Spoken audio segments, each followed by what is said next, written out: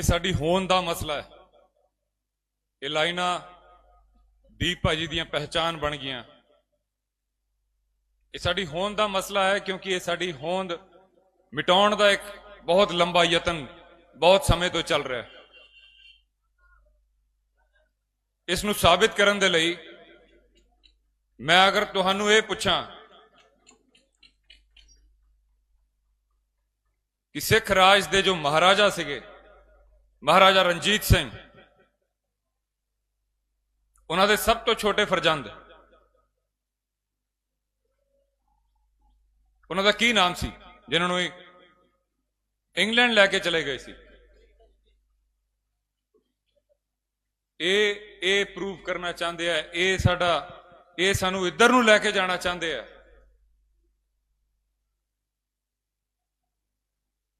महाराजा रणजीत सिंह जी का छोटे बेटे का नाम जिसनों इंग्लैंड लै गए सी, उसका नाम दलीप सिंह नहीं सी, उसका नाम महाराजा दलीप सिंह सी। असी कितना छोटा कर दिता अपने महाराजा नूं। दलीप सिंह जिहदा बिल्लू हुंदा, बिल्लू टिल्लू राजू, साडे महाराजा सिगे, साडे सिख राज दे महाराजा सिगे। सानू भुला ही दिता उस दे बारे। छोटे हुंदे होए जिन्हों मैं संखेप दे विच गल रखदा क्योंकि मान साहब ने बोलना। छोटे हुंदे होए महाराजा दलीप सिंह जिन्हों इंग्लैंड लै गए, उन्होंने ईसाई धर्म दे विच कन्वर्ट कर दिता। उन्होंने केस कतल कर दिते गए, अयाशियां च पा दिता गया, शराबां च पा दिता गया कि पंजाब की कदी याद ही ना आवे इन्हां नूं।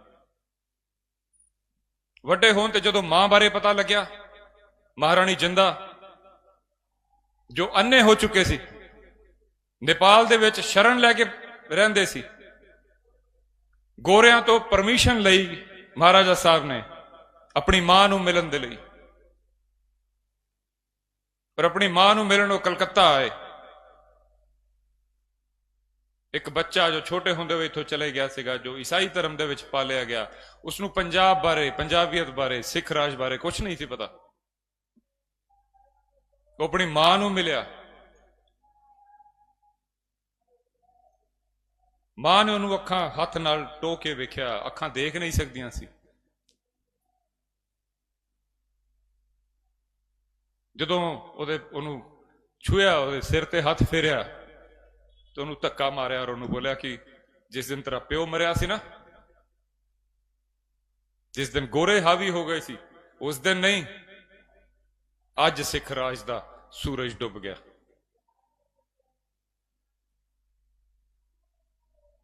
उस दिन महाराजा दलीप सिंह नूं यह लग्या कि इन्नी वड्डी गल सी,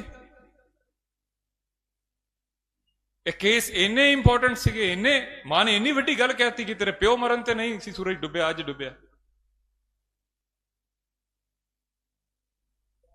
उस तो बाद उसने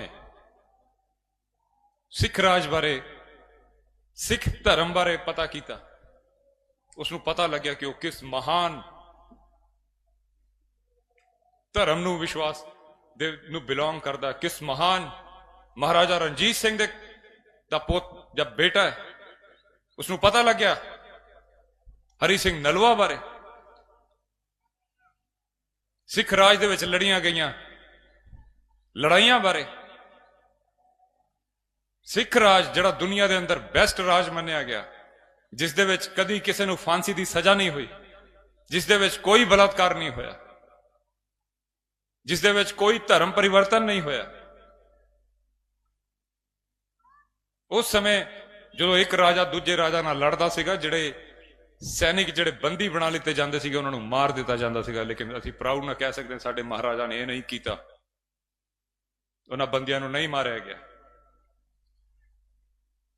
सब धर्मां नूं पूरी इज्जत दिती गई। जदों हरमंदर साहब ते सोना दिता गया ते 1000 टन सोना काशी विश्वनाथ दे मंदिर नूं भी दिता गया, यूपी दे एक मंदिर नूं, पंजाब दे भी नहीं।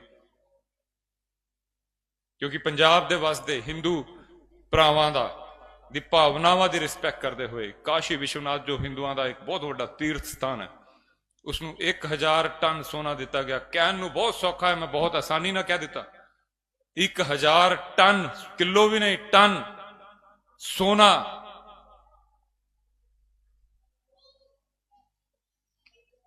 जद महाराजा दलीप सिंह जी ਨੂੰ ਇਹ ਸਾਰਾ ਕੁਝ ਪਤਾ ਲੱਗਿਆ, ਫਿਰ ਹੌਲੀ ਹੌਲੀ ਇਸ ਦੇ ਵੱਲ ਨੂੰ ਵਧੇ, वापस सिख धर्म अपनाया और सिख राज स्थापित करने के लिए उन्होंने दिल के अंदर वो सुपना पैदा होया। असी बहुत आसानी दे नाल हुणे जिद्दां बोलिया कि उसका नाम दलीप सिंह सीगा, उसकी कुर्बानी नूं आपां भुल ही गए। मैं भी दलीप ही कहता सी। पिछे जाए मैं इंग्लैंड गया 2 महीने पहला, उत्थे साडे भरा ने अवतार खंडा भाजी,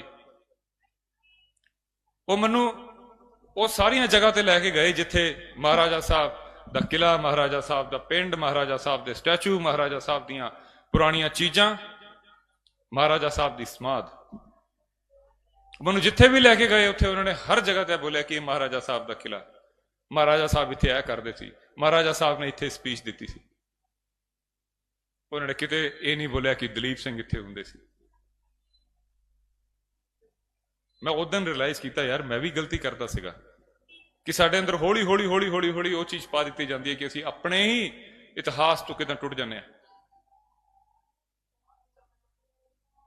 असीं उसकी कदर कीती नहीं, बाकी सारी चीजां छड्ड दिंदे आ।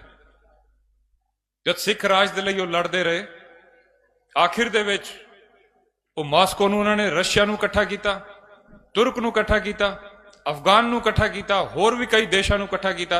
उधरों सब इकट्ठा होके अफगानिस्तान के रस्ते गोरियां नाल लड़ के सिख राज की स्थापना करनी सी। सिख जथेबंदियां इत्थे जिन्नियां भी सी उन्हां दे कोलों पैसा अरेंज करने दे लई बोलिया गया, क्योंकि उन्हां नूं पैसे तो बेदखल कर दिता गया सीगा। उन्हां नूं लाखां रुपया दा पेंशन मिलती सी। उत्थे राणी अपना पुत समझदी सी कि उन्हां नूं ब्लैक प्रिंस बोलिया जांदा सी। दुनिया अंदर सिर्फ 2 ब्लैक प्रिंस होए, एक साडे महाराजा साहब ते एक कोई होर सी।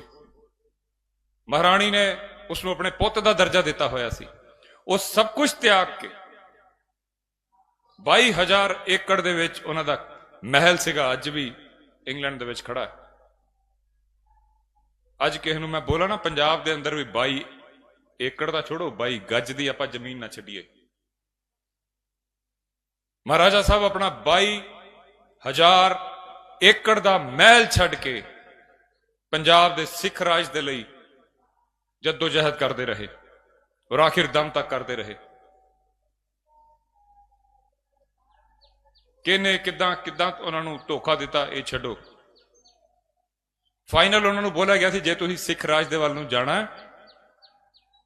ते तुहानूं इंग्लैंड की सारी चीज़ों तो बेदखल कर दिता जाएगा। उन्होंने उस सब नूं छोड़ के बगावत की और फेल हो गए और वापस वो पेरिस दे एक होटल दे कमरे दे विच आखिर तक जिए। मरदे हुए भी उन्होंने अखां खुलियां हुई सी, मैं किते पढ़िया, क्योंकि उन्होंने सुपना अधूरा रह गया। मरदे हुए भी अपनी कौम तो कहते माफी मंगते थे कि मैनूं माफ करो, मैं सिख राज स्थापित नहीं कर सकिया।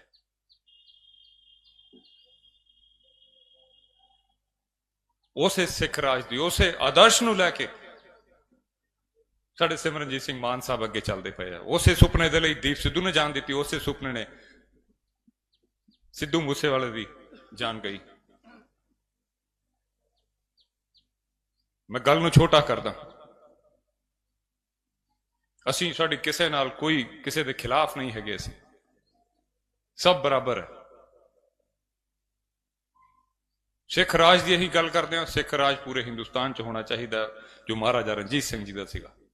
मैं कहना पूरी दुनिया च होना चाहिए, बराबरता का हक सब नूं होना चाहिए। आखिर दे विच मैं यही बोलांगा कि तुसीं पिछले 60-70 सालों तो जिन्होंने अजमाना सीगा सब नूं अजमा लिया। मैं खुल के अगर बोलां तो सारे चाह पूरे हो चुके होणगे हुण तक तुहाडे।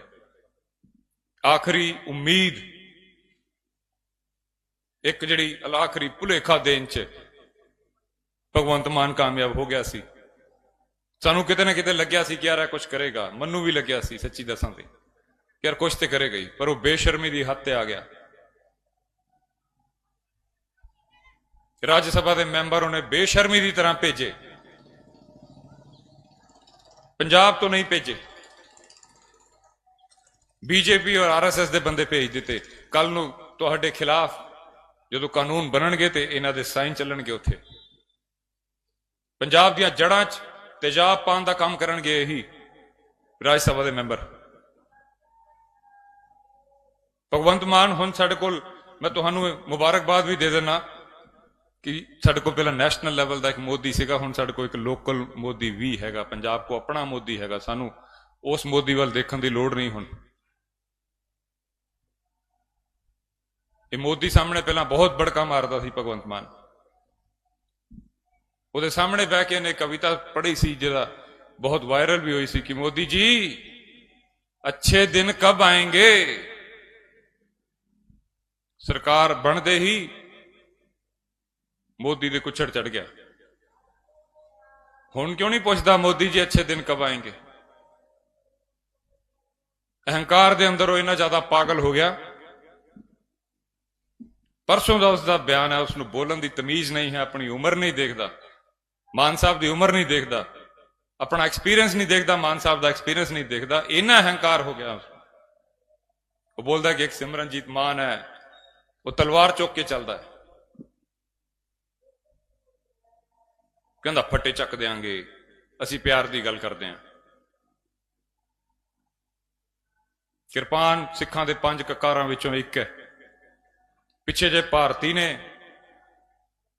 दाड़ी बारे कुछ बोलिया सीगा तो दुनिया भर तो उसकी खिलाफत हुई सी, उसने माफी मंगी सी। हिंदुस्तान के किसी भी शहर के अंदर अगर कोई मां प्यो अपनी जवान कुड़ी नूं यह समझाते हैं कि अगर किते कोई प्रॉब्लम होवे, गलत किस्म के लोग तेरे आस पास होण ते धीए उत्थे चली जाई जिथे एक शस्त्रधारी सिख खड़ा होवे, अपनी जान ते खेड़ के भी तेरी जान बचाएगा।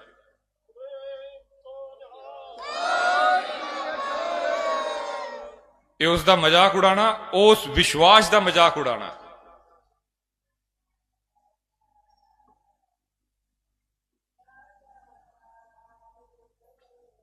सिर्फ तुहानू बेनती करन लई आया, तुसी 92 बिहारी है, पूर्वी है, पता नहीं कौन कौन लाले सब तुसी जिता के वेख ले। कोई साडे पिछे नहीं खड़ा हुंदा, कोई पंजाब पिछे नहीं खड़ा हुंदा। पंजाब वेंटीलेटर ते आ चुकिया होया, उत्तों उत्तों गल्लां हो रही रंगला पंजाब, रंगला पंजाब। अंदरों पंजाब नूं खत्म करन दियां पूरियां साजिशां चलदियां पईयां। और अफसोस की गल है कि पंजाब दे कोल पंजाब पक्षी एक भी लीडर नहीं हैगा। सिर्फ एक इंसान दीप सिद्धू दी शहादत दे इंसाफ दी इंक्वायरी करवा सकता सीगा। एक ही बंदा सिद्धू मूसेवाले दी इंक्वायरी करवा सकता सीगा, सिमरनजीत सिंह मान साहब। लेकिन अफसोस की गल है कि इन्हां कोल पावर नहीं हैगी। जिन्होंने पावर दी सी उन्हां विचों एक सिंगल बंदा नहीं हैगा जिहड़ा साडे पंजाब दे योद्धियां दे वास्ते गल कर सके। असीं की करिए, किहदे कोल जाइए? दीप सिद्धू भाजी वास्ते मान साहब ने बोलिया सीगा मैं यूएन तक जाण नूं तैयार हां, पर साडे कोल पावर ही नहीं हैगी। इसदे कसूरवार तुसीं लोग हो यार, सच ਵਿੱਚ ਤੁਸੀਂ ਲੋਕ। ਤੁਸੀਂ ਬਾਹਰ ਦੇ ਬੰਦਿਆਂ ਨੂੰ ਜਿਤਾ ਕੇ ਆਪਣੇ ਉੱਤੇ ਬਿਠਾ ਰਹੇ ਹੋ, ਜਿਹੜੀ ਸਾਡੀ ਪੰਜਾਬ ਪੰਜਾਬੀ ਪੰਜਾਬੀਅਤ ਨੂੰ ਖਤਮ ਕਰਨਾ ਚਾਹੁੰਦੇ।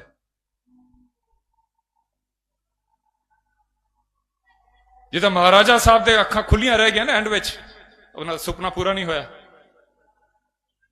ਦੀਪ ਸਿੱਧੂ ਭਾਈ ਦਾ ਵੀ ਆਖਰੀ ਉਮੀਦ ਵੀ ਇਹੀ ਸੀ, ਆਖਰੀ ਉਹਨਾਂ ਦੀ ਇੱਛਾ ਇਹੀ ਸੀ। ਆਪਣੀ ਜ਼ਿੰਦਗੀ ਦੇ ਉਹਨਾਂ ਨੇ ਆਖਰੀ 3 ਦਿਨ ਜੋ ਕੰਮ ਕੀਤੇ ਮਾਨ ਸਾਹਿਬ ਦੇ ਨਾਲ ਹੀ ਰਹੇ, ਸਵੇਰ ਤੋਂ ਸ਼ਾਮ ਤੱਕ। ਦੱਸਣ ਦੀ ਲੋੜ ਨਹੀਂ। 15 ਤਰੀਕ ਨੂੰ ਉਹ ਮੰਦਭਾਗੀ ਘਟਨਾ ਹੁੰਦੀ ਹੈ, 13 ਨੂੰ ਮੈਂ ਲਾਸਟ ਉਹਨਾਂ ਨੂੰ ਮਿਲਿਆ ਸੀਗਾ ਦਿੱਲੀ ਦੇ ਅੰਦਰ। ਮੈਨੂੰ ਉਹਨਾਂ ਨੇ ਭੇਜਿਆ ਸੀਗਾ ਕਿ ਜਾਓ ਮਾਨ ਸਾਹਿਬ ਦੇ ਕੋਲ ਜਾਓ, ਮੈਂ ਵੀ ਆ ਰਿਹਾ ਇਸ ਵਾਰ ਆਪਾਂ ਮਾਨ ਸਾਹਿਬ ਨੂੰ ਜਿਤਾਣਾ। ਉਸ ਦੀ ਆਖਰੀ ਇੱਛਾ ਵੀ ਇਹੀ ਸੀ।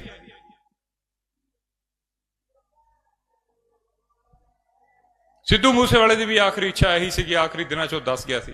ਤੁਸੀਂ ਉਹ ਵੀਡੀਓ ਵੇਖਿਆ ਹੋਣਾ ਜਿਸ ਦੇ ਵੀਡੀਓ ਦੇ ਵਿੱਚ ਉਹ ਮਾਨ ਸਾਹਿਬ ਦੇ ਨਾਲ ਗੱਲ ਕਰਦਾ ਪਿਆ। ਅੱਜ ਸਿੱਧੂ ਮੂਸੇਵਾਲੇ ਨੇ ਇੱਥੇ ਖੜਾ ਹੋਣਾ ਸੀਗਾ, ਮੈਂ ਪਿੱਛੇ ਕਿਤੇ ਖੜਾ ਹੋਣਾ ਸੀ। ਸਿੱਧੂ ਮੂਸੇਵਾਲੇ ਨੇ ਅੱਜ ਵੋਟਾਂ ਮੰਗਣੀਆਂ ਸੀ ਕਿਉਂਕਿ ਪੰਜਾਬ ਨੂੰ ਪਿਆਰ ਕਰਦਾ ਸੀਗਾ, ਸਿੱਖੀ ਨੂੰ ਪਿਆਰ ਕਰਦਾ ਸੀ। ਇੱਥੇ ਟੈਟੂ ਉਹਦੇ ਸੰਤਾਂ ਦਾ ਸੀਗਾ। ਕਿੰਨੇ ਕੁ ਸਿੱਧੂ ਮਰਵਾ ਲਾਂਗੇ ਆਪਾਂ, ਕਿੰਨੇ ਕੁ ਦੀਪ ਸਿੱਧੂ ਮਰਵਾਵਾਂਗੇ, ਕਿੰਨੇ ਕੁ ਸਿੱਧੂ ਮੂਸੇਵਾਲਾ ਮਰਵਾ ਕੇ ਫਿਰ ਸਾਨੂੰ ਹੋਸ਼ ਆਏਗੀ? ਬਹੁਤੇ ਨਹੀਂ, ਇੱਕ ਬੰਦਾ ਤੇ ਯਾਰ ਆਪਾਂ ਜਿਤਾ ਸਕਦੇ ਹਾਂ। ਸਾਡੇ ਬੱਚਿਆਂ ਦੇ ਡਾਂਗਾਂ ਪੈ ਰਹੀਆਂ। ਚੰਡੀਗੜ੍ਹ ਜਾ ਕੇ ਦੇਖੋ, ਪੰਜਾਬ ਯੂਨੀਵਰਸਿਟੀ ਦੇ ਲਈ ਲੜ ਰਹੇ ਵਿਚਾਰੇ, ਜਿਸ ਨੂੰ ਸੈਂਟਰ ਦੀ ਸਰਕਾਰ ਆਪਣੇ ਅਧੀਨ ਕਰਨਾ ਚਾਹੁੰਦੀ ਹੈ, ਜੋ 150 ਸਾਲ ਤੋਂ ਪੰਜਾਬ ਦੀ ਯੂਨੀਵਰਸਿਟੀ ਹੈ, ਜਿੱਥੋਂ ਪੰਜਾਬ ਦੇ ਬਹੁਤ ਸਾਰੇ ਵਿਦਵਾਨ, ਬਹੁਤ ਸਾਰੇ ਸਾਇੰਟਿਸਟ ਨਿਕਲੇ ਨੇ, ਪੰਜਾਬ ਦਾ ਨਾਮ ਰੋਸ਼ਨ ਕੀਤਾ ਜਿਨ੍ਹਾਂ ਨੇ। ਉਹ ਯੂਨੀਵਰਸਿਟੀ ਪੰਜਾਬ ਸੈਂਟਰ ਪੰਜਾਬ ਦੇ ਕੋਲੋਂ ਖੋ ਕੇ ਉਸ ਦਾ ਭਗਵਾਕਰਨ ਕਰਨਾ ਚਾਹੁੰਦੀ ਹੈ। ਬੱਚੇ ਇਸ ਦਾ ਵਿਰੋਧ ਕਰ ਰਹੇ ਆ ਤੇ ਭਗਵੰਤ ਮਾਨ ਦੀ ਪੁਲਿਸ ਉਹਨਾਂ ਦਾ ਸਿਰ ਪਾੜ ਰਹੀ ਹੈ। ਜ਼ਿਆਦਾ ਪੁਰਾਣੇ ਵੀਡੀਓ ਨਹੀਂ ਆ, ਹੁਣੇ ਤਾਜ਼ਾ ਤੁਹਾਡੀ ਫੇਸਬੁੱਕ ਤੇ ਹੀ ਹੋਣਗੇ। ਬੱਚਿਆਂ ਦੇ ਸਿਰ ਪਾੜੇ ਜਾ ਰਹੇ, ਉਹਨਾਂ ਦਾ ਲਹੂ ਡੋਲਿਆ ਜਾ ਰਿਹਾ।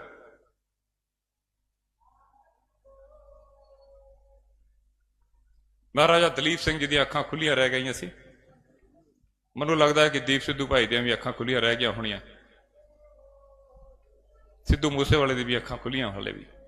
ਉਹ ਇੰਤਜ਼ਾਰ ਕਰਦੇ ਹੋਣੇ, ਤੁਹਾਡੇ ਵੱਲ ਵੇਖਦੇ ਹੋਣੇ ਕਿਤੇ ਨਾ ਕਿਤੋਂ। ਇਸ ਵਾਰ ਕੁਝ ਵੀ ਹੋ ਜਾਵੇ, ਭਾਵੇਂ ਤੁਸੀਂ ਬੀਜੇਪੀ ਨੂੰ ਬਿਲੋਂਗ ਕਰਦੇ ਹੋ, ਭਾਵੇਂ ਤੁਸੀਂ ਕਾਂਗਰਸ ਨੂੰ ਬਿਲੋਂਗ ਕਰਦੇ ਹੋ, ਭਾਵੇਂ ਤੁਸੀਂ ਬਾਦਲਾਂ ਨੂੰ ਬਿਲੋਂਗ ਕਰਦੇ ਹੋ, ਲੇਕਿਨ ਇਸ ਵਾਰੀ ਵੋਟ